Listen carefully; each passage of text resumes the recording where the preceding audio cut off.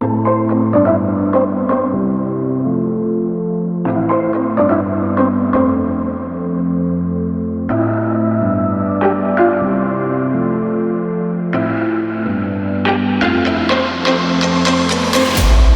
follow me to a secret place where only the moon can see.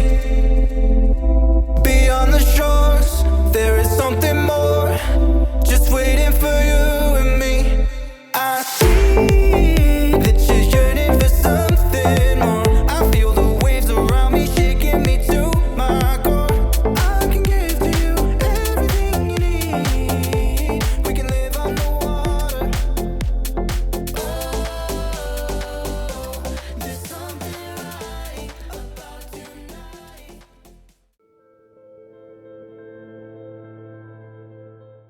Hey guys, welcome back to my channel. I'm so glad you're here. I have this really fun look I've actually done and I'm so excited to show it to you. It is my water fairy look. This look is really special to me. I'm a big fan of water fairies and I put a lot of energy into several aspects of it. The first of being the outfit, the wings, the glitter is so fun. I made this all by hand and I made the headpiece as well. And I just absolutely love how it all kind of pulled this fairy look together. My inspiration was the ocean, but I also love fairies, so I figured I'd combine that with my absolute love of illusion. So today's look is a combination of all of those aspects. I'm so excited to show it to you. If you're ready, let's begin.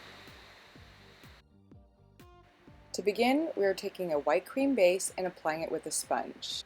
Next step is taking a white powder and setting it just in the areas where it might crease. Using a blending brush, I'm contouring the inner and outer corners of the eye, using a peachy tone, pulling it partly up towards the temples, creating kind of an avant-garde look.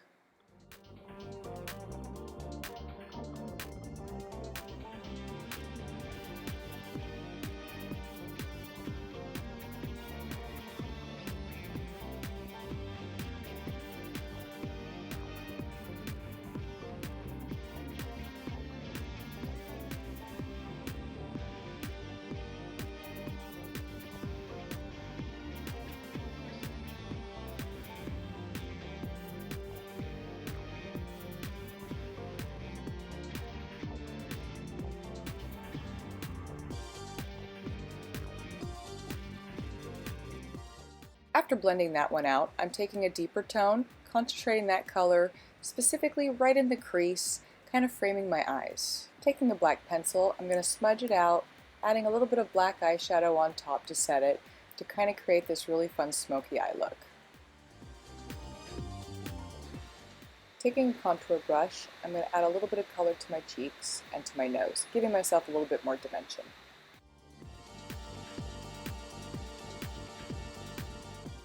This look, in my opinion, required some fuller lips, which I don't have, so I added a few lip pencils just to give me that extra plump.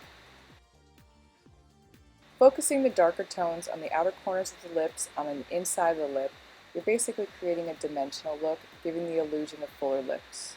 I love an illusion. Time to add some brows. You can do it any way you like. I like using a shadow and an angle brush.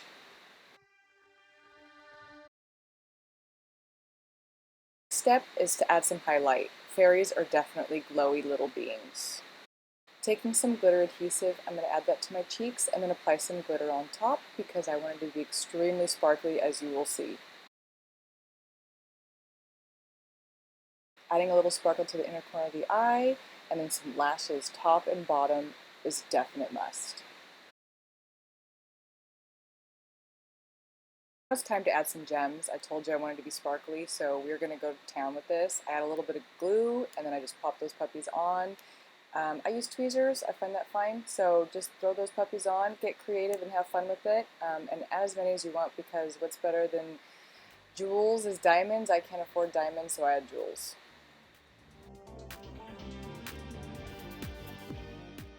Now it's time for the art. We are definitely going to get into it. There's a lot here. I'm going to start by outlining.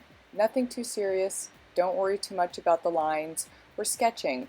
We're going to create just a little bit of an outline and kind of go from there. I did make a few mistakes, so you're going to have to bear with them, but ultimately I found my pattern, creating a little bit of a vortex here in the center. This is what I envision the fairies to come out of. Next, taking your cream base in a white, and you're going to just apply that almost over your entire body.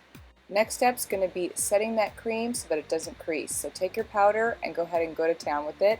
You're going to lay down the shadows next. I contour around the edges to give some dimension. Again, when you have a white base, it's really good to just bring that shape back in.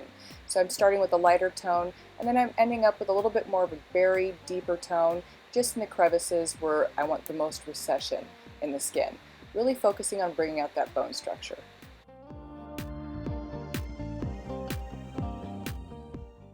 Taking a blue water-activated paint, we're going to fill in our vortex. I did about 2 layers on this.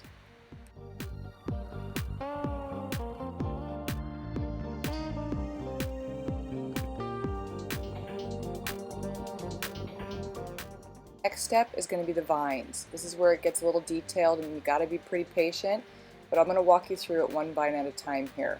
Taking a green water-activated paint, we're going to lay down our vines. Have fun, make little swirls, just kind of envision what a vine would look like and go with the flow.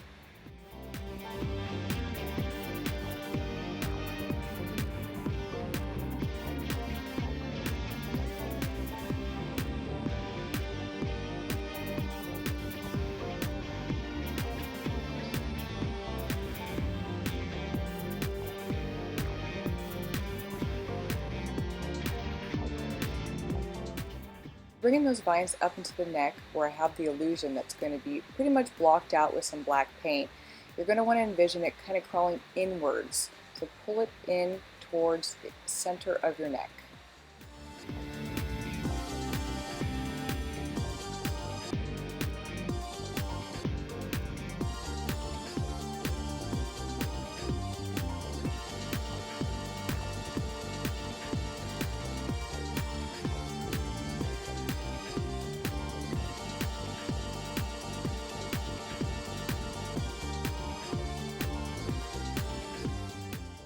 I guess my fairy is somewhat of a hybrid because I decided to throw some fun little leaves in there. I don't know, I just like painting leaves. I mean, I call it a water fairy, but a fairy is a fairy. She likes the elements, and she also likes leaves and nature.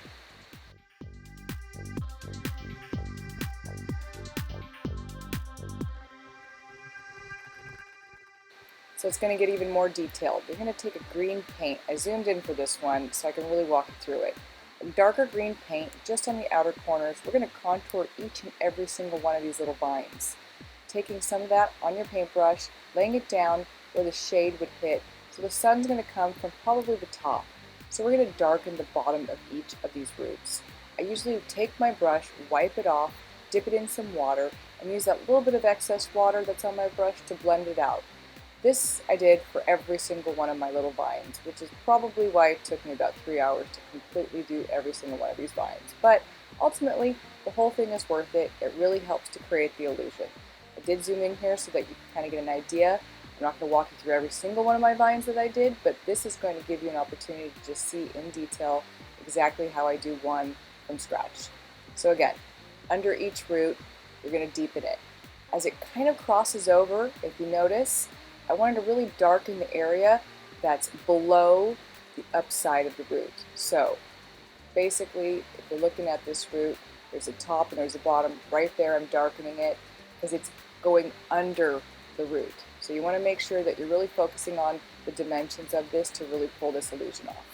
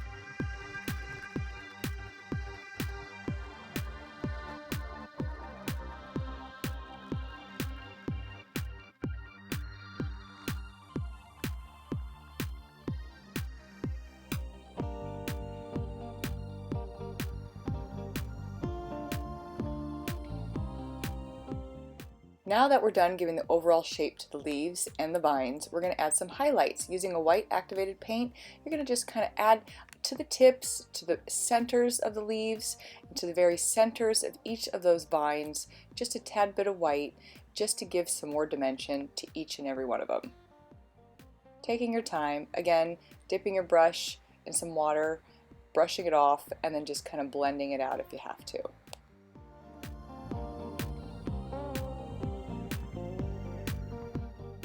Next, we're going to be enhancing our little fairy vortex with some shading.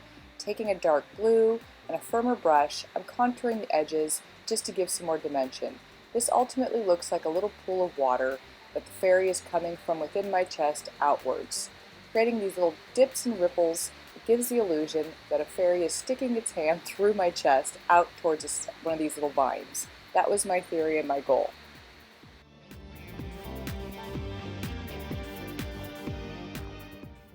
As far as the fairy itself is concerned, I kind of just went with the flow. No pun intended, but yes, I didn't really know exactly what I was doing as I was drawing this fairy. I just kind of envisioned a fairy looking kind of glowy coming through my chest. And that's pretty much that. Ultimately, I ended up loving the result that it gave.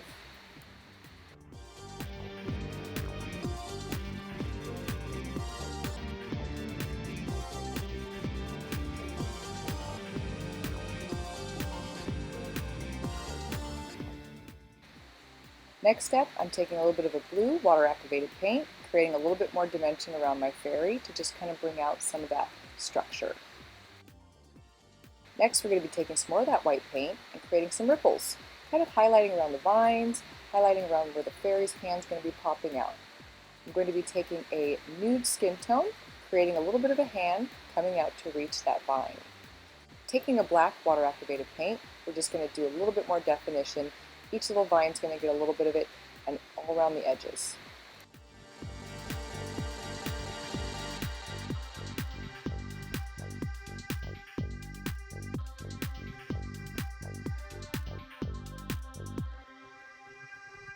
Taking some more black paint, we're going to create the negative space by blocking it out completely. This gave the illusion that the vines were being wrapped around the back side of my body.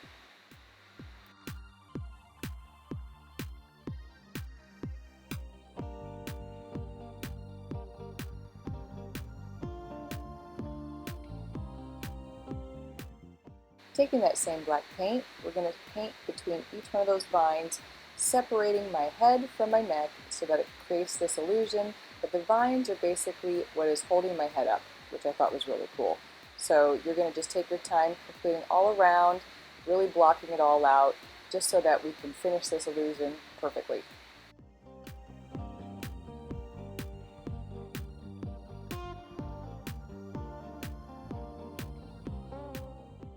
Completing any final touches, I am done. I hope you guys enjoyed this tutorial. I really enjoyed practicing this with you because that's what it felt like.